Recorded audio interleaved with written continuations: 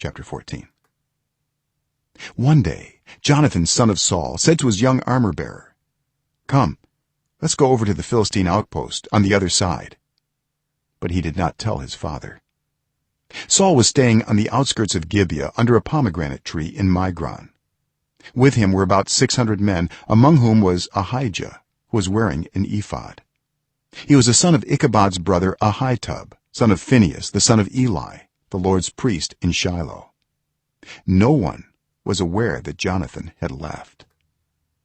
On each side of the pass that Jonathan intended to cross to reach the Philistine outpost was a cliff.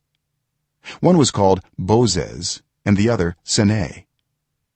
One cliff stood to the north toward Michmash, the other to the south toward Geba. Jonathan said to his young armor-bearer, "Come, let's go over to the outpost of those uncircumcised men. Perhaps the Lord will act in our behalf. Nothing can hinder the Lord from saving, whether by many or by few." "Do all that you have in mind," his armor-bearer said. "Go ahead, I'm with you heart and soul." Jonathan said, "Come on then, we will cross over toward them and let them see us. If they say to us, 'Wait there until we come to you,' we will stay where we are and not go up to them. But if they say, 'Come up to us,' we will climb up, because that will be our sign that the Lord has given them into our hands." So both of them showed themselves to the Philistine outpost. "Look," said the Philistines, "the Hebrews are crawling out of the holes they were hiding in." The men of the outpost shouted to Jonathan and his armor-bearer, "Come up to us, and we'll teach you a lesson." So Jonathan said to his armor-bearer, "Climb up after me. The Lord has given them into the hand of Israel." Jonathan climbed up, using his hands and feet, with his armor-bearer right behind him. The Philistines fell before Jonathan, and his armor-bearer followed and killed behind him. In that first attack, Jonathan and his armor-bearer killed some 20 men in an area of about half an acre. Then panic struck the whole army, those in the camp and field and those in the outposts and raiding parties, and the ground shook. It was a panic sent by God. Saul's lookouts at Gibeah in Benjamin saw the army melting away in all directions. Then Saul said to the men who were with him, "Muster the forces and see who has left us." When they did, it was Jonathan and his armor-bearer who were not there. Saul said to Ahijah, "Bring the ark of God." At that time it was with the Israelites. While Saul was talking to the priest, the tumult in the Philistine camp increased more and more. So Saul said to the priest, "Withdraw your hand." Then Saul and all his men assembled and went to the battle. They found the Philistines in total confusion, striking each other with their swords. Those Hebrews who had previously been with the Philistines and had gone up with them to their camp went over to the Israelites who were with Saul and Jonathan. When all the Israelites who had hidden in the hill country of Ephraim heard that the Philistines were on the run, they joined the battle in hot pursuit. So on that day the Lord saved Israel, and the battle moved on beyond Beth-aven. Now the Israelites were in distress that day, because Saul had bound the people under an oath, saying, "Cursed be anyone who eats food before evening comes, before I have avenged myself on my enemies." So none of the troops tasted food. The entire army entered the woods, and there was honey on the ground. When they went into the woods, they saw the honey oozing out. Yet no one put his hand to his mouth, because they feared the oath. But Jonathan had not heard that his father had bound the people with the oath, so he reached out the end of the staff that was in his hand and dipped it into the honeycomb.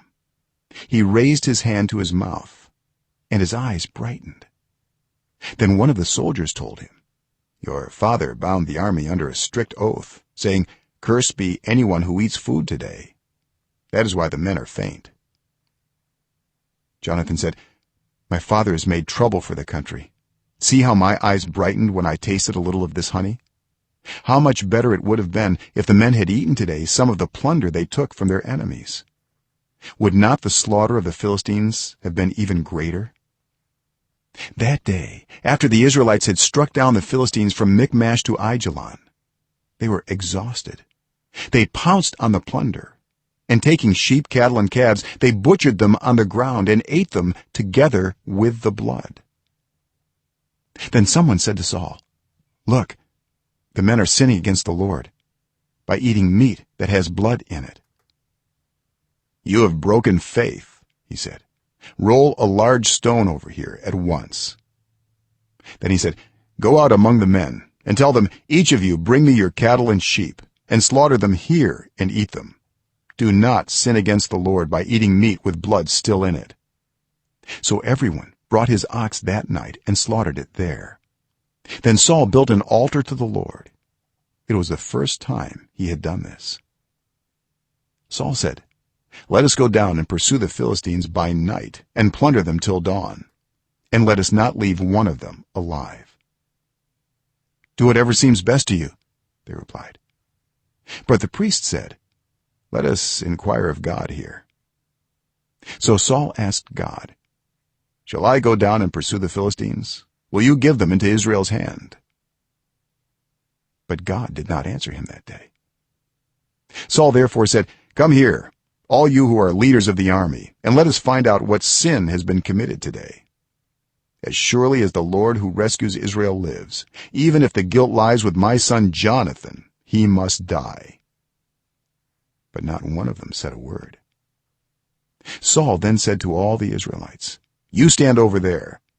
I and Jonathan my son will stand over here."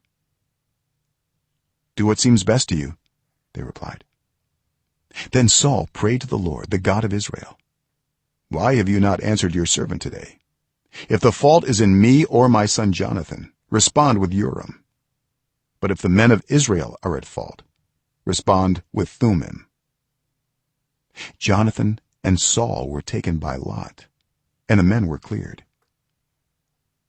Saul said, "Cast the lot between me and Jonathan my son." And Jonathan was taken. Then Saul said to Jonathan, "Tell me what you have done." So Jonathan told him, "I tasted a little honey with the end of my staff, and now I must die." Saul said, "May God deal with me, be it ever so severely, if you do not die, Jonathan." But the men said to Saul, "Should Jonathan die, he who has brought about this great deliverance in Israel? Never. As surely as the Lord lives, not a hair of his head will fall to the ground, for he did this today with God's help." So the men rescued Jonathan, and he was not put to death. Then Saul stopped pursuing the Philistines, and they withdrew to their own land.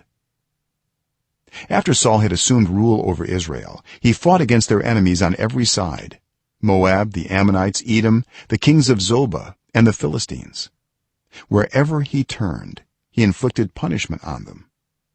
He fought valiantly and defeated the Amalekites, delivering Israel from the hands of those who had plundered them.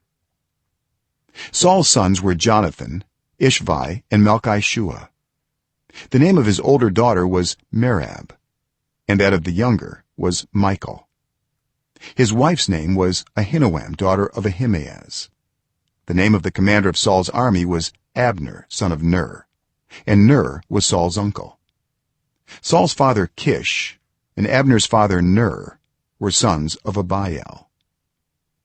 All the days of Saul there was bitter war with the Philistines, and whenever Saul saw a mighty or brave man, he took him into his service.